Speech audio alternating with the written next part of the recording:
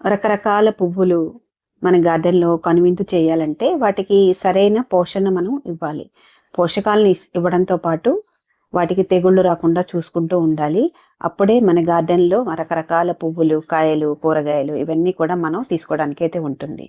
మన ఇంట్లో ఉండే వాటితోనే సీజనల్‌గా దొరికే వాటితో మనం మంచి లిక్విడ్ ఫెర్టిలైజర్స్‌ని తయారు చేసి మొక్కలకు ఇవ్వడం వల్ల గ్రోత్ అనేది బావుంటుంది. ఖర్చు కూడా ఏమీ ఉండదు. ఈరోజు నేను మొక్కలకు ఎన్‌పీకే రిచ్ ఫెర్టిలైజర్‌ని తయారు చేసి ఇస్తున్నాను. అదేంటో మీకు చూపిస్తాను. నేను కళ్యాణి, వెల్కమ్ టు మీతో చెప్పాలని. ఫస్ట్ నేను తీసుకున్నది ఈ సీజన్‌లో బాగా దొరికేటువంటి అంటే చలికాలంలో బాగా దొరికేటువంటి బఠానీలండి. ఈ బఠానీలు మనం వాడుకుంటూ ఉంటాం. ఫ్రెష్‌గా ఉండేవి వండుకుంటూ ఉంటాం. ఆ తొక్కలలో చాలా మంచి న్యూట్రియంట్స్ అయితే ఉంటాయి.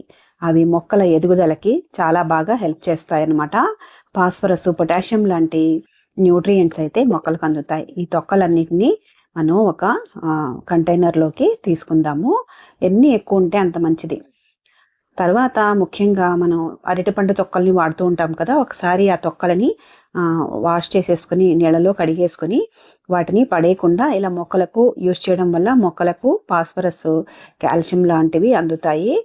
ఇంకా ముఖ్యమైనది ఏంటంటే బంగాళదుంప తొక్కలు ఉంటాయి కదా, వాటిని పడేయకుండా మొక్కలకు యూజ్ చేయడం వల్ల చాలా పోషకాలు అయితే అందుతాయి.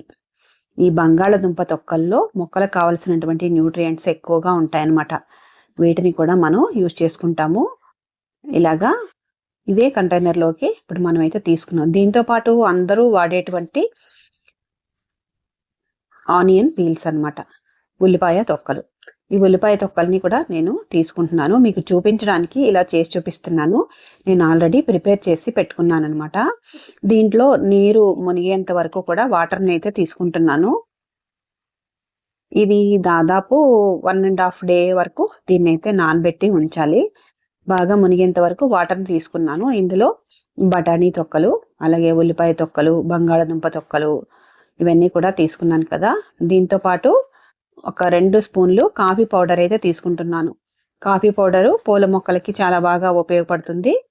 దీన్ని కూడా కలిపేసి దీన్ని 24 to 30 అవర్స్ అయితే దీన్ని పక్కన పెట్టేద్దాము. ఇలా చేసి మొక్కలకు దాన్ని ఎలా ఇవ్వాలో చూపిస్తాను.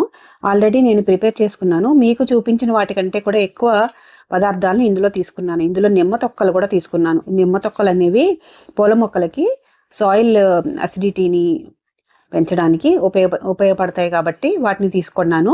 అలాగే బఠానీ తొక్కలు, బంగాళదుంప తొక్కలు, ఇంకా చాలా రకాల కూరగాయ తొక్కలన్నీ కూడా తీసుకొని ఒక 2 days అయితే నీళ్ళల్లో నానబెట్టాను అనమాట.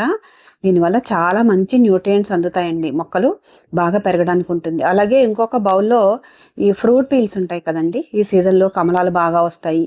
ఈ కమలా పండు తొక్కల్ని పడేయకుండా వీటిని పూల మొక్కలకి వాడుకుంటే పూలు ఎక్కువగా పూస్తాయి, మొక్కలు బాగా ఎదుగుతాయి. దాంట్లోనే ఇంకా అరటిపండు తొక్కలు కూడా వేశానమాట. ఈ అరటిపండు తొక్కలు వేయడం వల్ల మొక్కలకి మంచి ఎదుగుదల ఉంటుంది. ఇవన్నీ దీంట్లోనే కొంచెం కాఫీ పౌడర్ వేసి ఒక 2 రోజుల పాటు నానబెట్టి ఉంచాను. ఇలా పెట్టుకున్నాను అనమాట. తొక్కలన్నీ తీసి పక్కన పెట్టేసి వీటిని విడివిడిగా ఆ సొల్యూషన్ అంతా కూడా తీసి పెట్టుకున్నాం అనమాట. ఈ లిక్విడ్ అంతా కూడా ఈ బకెట్లోకి తీసేసుకుంటున్నాను. మన దగ్గర ఎన్ని తొక్కలు ఉంటే దాన్ని బట్టి మనం వారానికి 2 సార్లు ఇలాగా ప్రిపేర్ చేసి కొన్ని మొక్కలకు ఇచ్చుకోవచ్చు. ఈరోజు నేను ఫ్లవర్ ప్లాంట్స్కి అయితే ఇస్తున్నాను. 1 లీటరు లిక్విడ్ అనుకొని తయారైంది అనుకోండి ఫర్టిలైజర్ అనేది. ఈ ఫర్టిలైజర్కి 1 లీటర్కి 2 లీటర్ల నీటిని అయితే కలుపుతున్నాను. ఇప్పుడు ఈరోజు నా గార్డెన్లోని పూల మొక్కలకి అయితే ఇస్తున్నాను అనమాట. ఇలా తయారు చేసి ఇవ్వడం వల్ల మనకి ఖర్చు ఉండదు. మొక్కలకి కావలసినటువంటి ఎన్‌పీకేతో పాటు మైక్రో న్యూట్రియంట్స్ కూడా కొన్ని అయితే అందుతాయి. ఇలా ఇవ్వడం వల్ల మొక్కలు బాగా పెరుగుతాయి. దీన్నైతే ఒకసారి బాగా మిక్స్ చేసేసుకుందాము. బియ్యం కడుగు నీళ్ళు కూడా ఇందులో నేను యాడ్ చేశాను. మీకు చెప్పడం మర్చిపోయాను. రోజు కూడా నేను ఆ బియ్యం కడుగు నీళ్ళని పక్కనే పెట్టేస్తూ ఉంటాను. ఇప్పుడు ఈ మొల్ల పూలు, ఇవి పింక్ కలర్ కాగడ మల్లి అంటారు. అలాగే చామంతులు కూడా విచ్చుకుంటున్నాయి. సీజన్ అయితే స్టార్ట్ అయింది కదా. అయితే చలి ఎక్కువగా ఉండడం వల్ల ఆకులు అవి వడలిపోతూ ఉన్నాయన్నమాట. చలి చాలా ఎక్కువగా ఉంది కదండి. ఇప్పుడు చామంతులు అయితే మొగ్గలన్నీ కూడా విచ్చుకోవడానికి రెడీగా ఉన్నాయి. వీటికి మనం మంచి పోషకాలను ఇస్తూ ఉంటే ఇంకా ఒక 2-3 నెలల పాటు ఈ పువ్వులను అయితే మనం తీసుకోవచ్చు. అలాగే నా గార్డెన్లోని ఇంకా మందార మొక్కలకి, అన్ని మొక్కలకి కూడా ఇవైతే ఇస్తున్నాను అనమాట.